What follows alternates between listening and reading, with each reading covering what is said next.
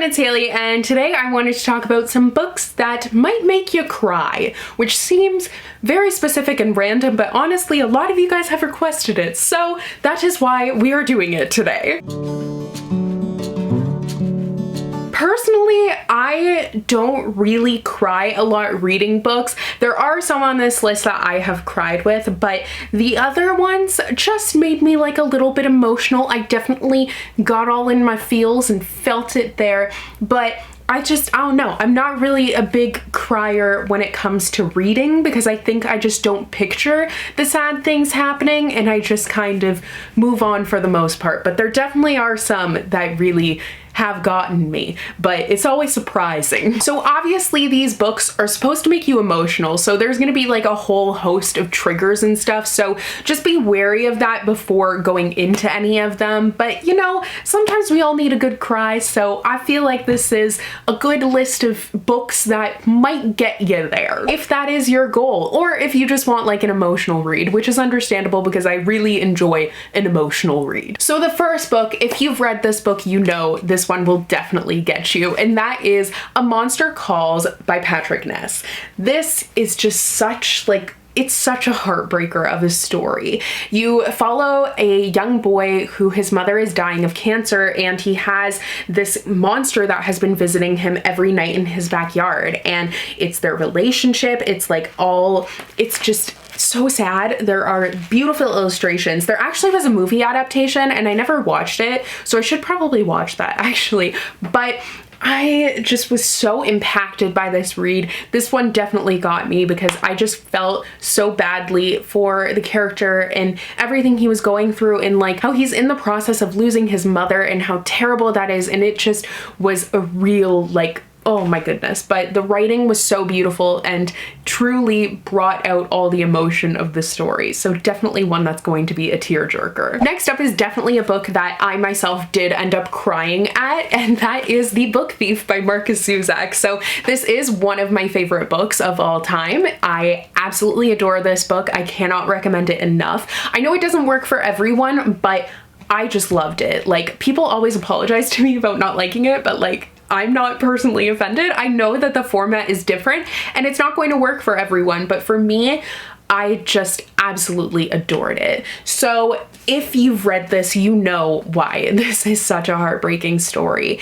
It just is one that is kind of it takes you by surprise. These characters make their way into your heart and they live there. You just feel for them so deeply. So watching them go through such terrible things is so hard. So if you aren't familiar with this book, it is a World War II historical fiction that follows a young girl living in Germany during World War II. I did say World War II already, didn't I? So that was redundant. But she starts stealing books, and that is how she is getting through the times. So this is actually narrated by Death, and it's at a time where obviously death is surrounding these characters, and oh my goodness, I just cannot describe how emotional this book made me. It was so difficult getting through that last little bit of it, but it was also a beautiful story, and it was worth all the emotion that it made me feel in the end, and definitely did really make me cry. Next up is History Is All You Left Me by Silvera. So this is another book that really deals with loss at the center of it. So the main character, his ex-boyfriend, ends up dying, and he never really got over him because when he moved away, he didn't really consider them broken up. He felt like in the future they would get back together again, and obviously that's not going to happen, and he is totally shaken to his core by hearing about his death. And it ends up that the only person that he can confide in and who really understands what he was going through is his ex-boyfriend's new boyfriend. So they end up starting a relationship, and obviously this is going to be a story that heavily deals with grief and loss and love, and I felt like this was just Silvera's best book in my opinion. I kind of have hit or miss feelings with him, but this one totally blew me away. I just could not deal with everything it made me feel. Like, I was listening to the audiobook of this while I was at work one day, and this one actually I think did make me cry because it was so much, but it was really well done, and I think definitely one that is going to move you to tears. Speaking of, I know I said I don't cry at a lot of these books, but like I feel like I'm getting through the ones that I really did actually cry with first. So next up is The Nightingale by Kristin Hand. I feel like I only really cry at the end. There's something about the end. I mean, obviously like it's the climax of everything, so there's a lot happening, but that seems to be the pattern here, is that's when I start crying, but whatever. So this one, once again, I was listening to the audiobook and I was cutting water chestnuts, I believe in particular. I can't remember what I was cooking, but I was cooking something, listening to the audiobook, and it just like hit me because, oh my goodness. So this is another World War II historical fiction. This one is adult, but you follow sisters who are living in Nazi-occupied France, and it follows their time while going through like this terrible occupation. So both sisters are very unique, have different stories, have just different perspectives on things, and you just completely feel for them. I think that what makes me cry the most with books is if the characters are realistic and they just make their way into my heart, then I absolutely, like, I will probably cry. So that was definitely the case with this one. I just wanted the best for them, and it just was, I can't even. But there were so many heartbreaking moments in this book. Like,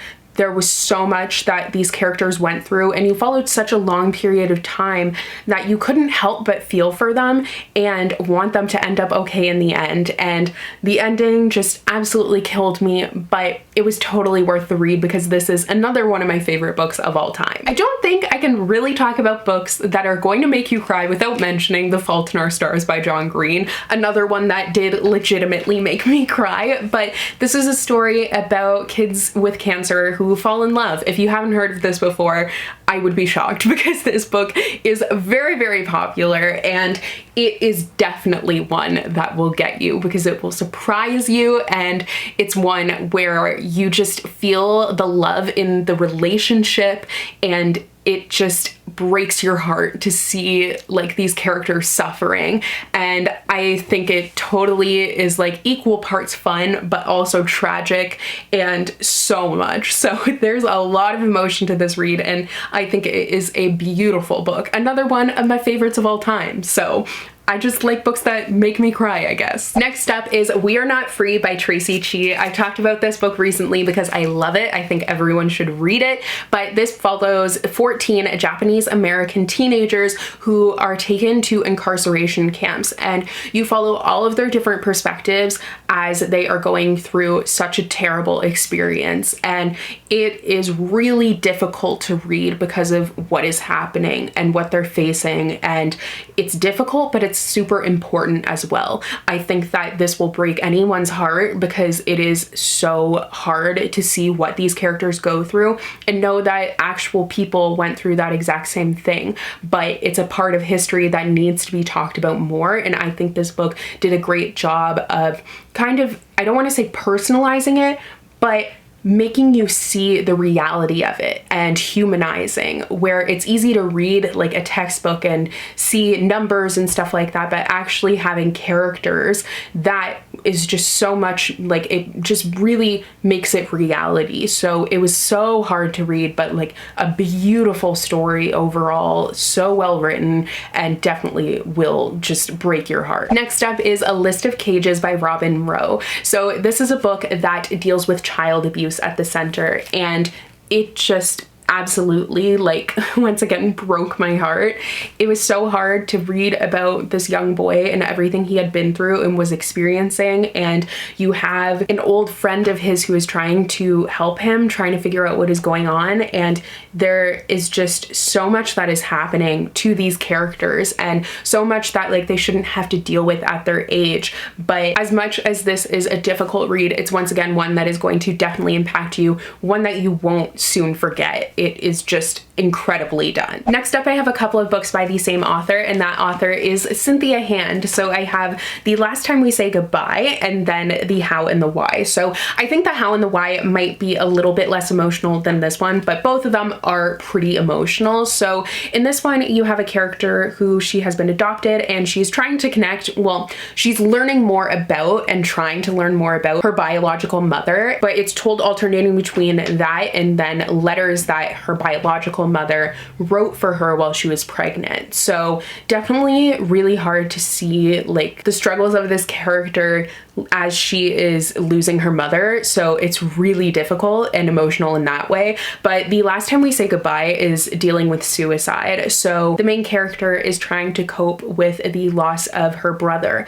And obviously that is such a difficult thing. You see her dealing with that grief and how hard that is for her. And I was totally blown away by this story. I wasn't expecting the emotion of it. I mean, obviously with the topic I knew it was going to be emotional, but the other things that I've read by this author weren't like that. So I was amazed with how well done it was. It dealt with that topic and those who have been left behind really well. A similar book to that one actually is The Astonishing Color of After by Emily X.R. Pan. So this is dealing with the mother of this character has died by suicide, and the main character is dealing with the grief of that and also trying to connect to her mother's culture as she goes to Taiwan for the first time to meet her grandparents that she had never met before. So she believes her mother has turned into a bird and she is following this bird and trying to pick up the pieces of life after losing her mother.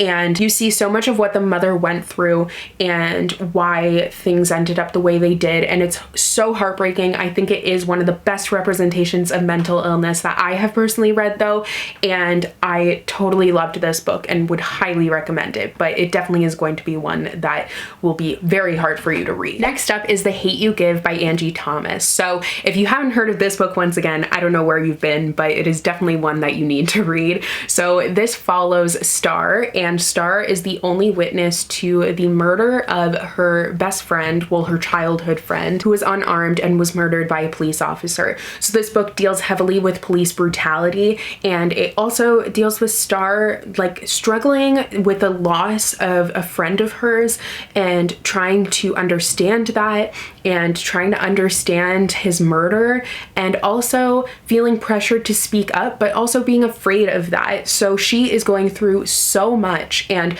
it's really hard to read. Like, Angie Thomas does a great job of bringing that struggle to the page and making you understand it and how horrible and horrific the situation is and how Star is so young and is facing so much. And it just is definitely a book that like I will not forget because there is just so much going on in it. So for sure one that made me cry because like I just felt for her, and all the reality of the situation is totally horrible. Next up is Codename Verity and Rose Under Fire by Elizabeth Wein. So these books are a lot of emotion, and they both are like, it's a companion novel series, so they aren't, you don't have to read one to read the other, but I would recommend that you read both because they are both really fantastic.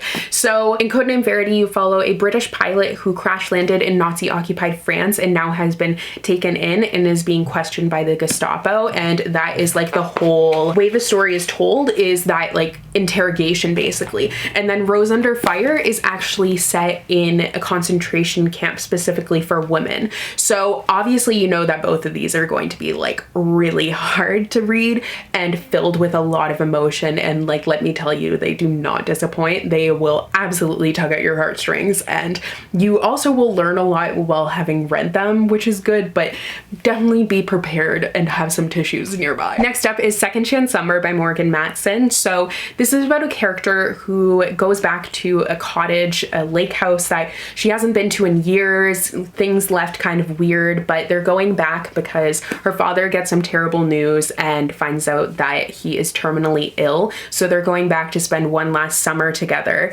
And that's really all I need to say, because that's going to be very, very hard. And let me tell you, it is. Like, this was a very emotionally intense read, super draining and difficult, but it was also really good at the same time. But like, it took so much out of me. And finally is Cemetery Boys by Aiden Thomas. This one I feel like made me cry because it was like an impossible sort of relationship, because the one character, like, he has died, and that's why the other character is able, like, he brings him back from the dead, and he's trying to do like his final things, but they end up falling in love. And oh my goodness, I just wanted them to be together. And like, the suspense of will it happen, is there a way, was so much. And they had just such a powerful connection. And you also have the main character is dealing with a lot from his family not accepting him as a transgender boy, and he has so many questions, and like, I just wanted what was best for him, and I wanted them just together forever. Okay, so those are some books that I feel like will make you cry. Let me know what books make you cry, because I would love to know. And if you have read any of these, if they did make you cry, because I feel like it's a pretty solid list. We've got the emotion going on there. But thank you guys so much for watching today's video. I hope you enjoyed, and I will see you in the next one soon. Bye!